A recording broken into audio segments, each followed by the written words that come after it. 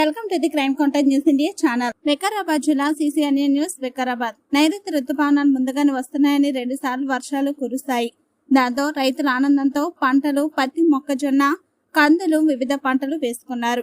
గత కొన్ని రోజులుగా వర్షాలు లేకపోవడంతో వేసిన విత్తనాలు మొలకెత్తాయి. మబ్బులతో ఎండ విపరీతంగా కొట్టడంతో రైతులు దిక్కుతోచని స్థితిలో ఉన్నారు. విపరీతంగా ఎండలు కొట్టడంతో పంటలు మొత్తంగా ఎండిపోతున్నాయి. లక్షలు పెట్టుబడి పంటలు పెట్టిన రైతు సోదరులు దిక్కుతోచిన స్థితిలో ఉన్నారు.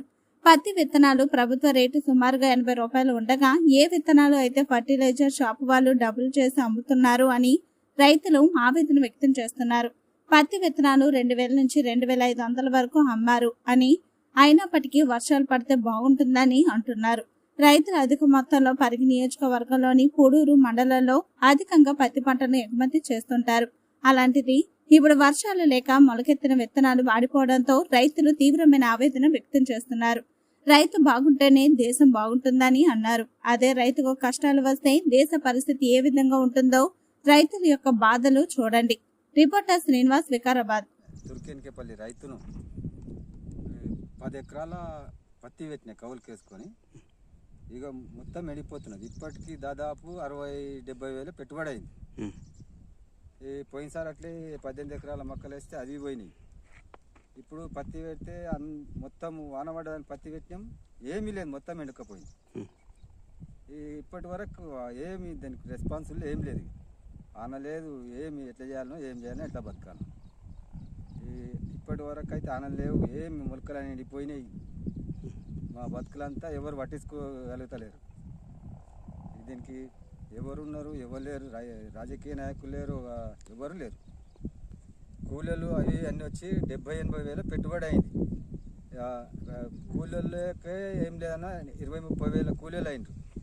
మందు ఫర్టిలైజరు, ఇత్తులు ఒక్కొక్క బస్తా ఇప్పుడు రేవంత్ అన్ని 1900-1800 ఇస్తున్నారు. వేరే ఇత్తనాలు అయినా ఇప్పుడు దాని మీద రేట్ ఇస్తలేరు. ఇప్పుడు రేటు కంపల్సరీ రేట్ ఎక్కువనే ఇస్తున్నారు. దాని మీద రేట్ 800 ఉంటే 1200-1400 ఇస్తున్నారు. రేవంత్ ఒక్కటి కాకుండా ఇత్తనాలు మాత్రం ప్రతి ఒక్క బస్తాకు 500-600 ఎక్కువనే ఇస్తున్నారు. రేవంత్ అన్ని కొత్తగా వచ్చిన 8 తీసుకుంటే 1900 ఇస్తున్నారు. అవి కూడా ఇక మక్కలు లాంటి ఇస్తే మక్కలు కూడా బస్తా కాడ 500 ఎక్కువనే ఇస్తున్నారు. ఏ ఇత్తనం తీసుకో, అవి కూడా ఏ ఇత్తనాలు పెట్టినా లాసే ఉన్నది. ఇట్లా ఎండలు కొట్టి ఇట్లా లాస్ ఉన్నది. దీనికి ఇప్పటికీ మా తన ఏం లేదన్నా 15 ఎకరాల మక్కలు వేసినాము, అవి పోయినాయి. ఈసారి అవి ఏమవుతాయో. పత్తి ఏమీ లేదు, ఎంత ఎండకపోయింది. ఇంతకంటే ఇక మేమేం చెప్పగలగలేము. ఎకరాల మక్కలు వేసినాము, అవి పోయినాయి, ఇత్తనం కూడా లేదు. ఈసారి 15-18 ఎకరాల పత్తి పెట్టినాము, ప్రతి ఒక్క దానికి రేట్లు పెంచిండ్రు. ఫర్టిలైజర్కు, ఇత్తులకు మేము కష్టము. ఈ ఎండల పత్తితులు పెట్టి దాట్లు పెట్టి మొత్తం పోగులేకి వెళ్ళి చచ్చిపోయినాయి. మా గురించి ఎవరు పట్టించుకోవాలి, ఏ నాయకులు పట్టించుకోవాలి? ఎవరు గెలిచిర్రు, ఎవరు గెలవలేరు, ఎవరు ఏం చేస్తున్నారు? మా ప్రజలకు, మా బీద రైతుకు ఎవరు పరిపాలించాలి? మమ్మల్ని ఎవరు రక్షించాలి? మమ్మల్ని ఎవరు చూడాలి? మా పిల్లలేంది, మాదేంది, మా పిల్లల చదువులేంది, మా బతుకులేంది, మేమేం తినాలి, ఏం ఉండాలి, ఎవరికి ఎట్లా అప్పులు కట్టాలి, ఫర్టిలైజర్కి ఏం కట్టాలి, కూలీలకి ఏం కట్టాలి, మేము మందులకి ఏం కట్టాలి? మా బతుకులు ఎవరు తెల్లార్చాలి? మా కష్టాలు ఎవరు తీరవాలి?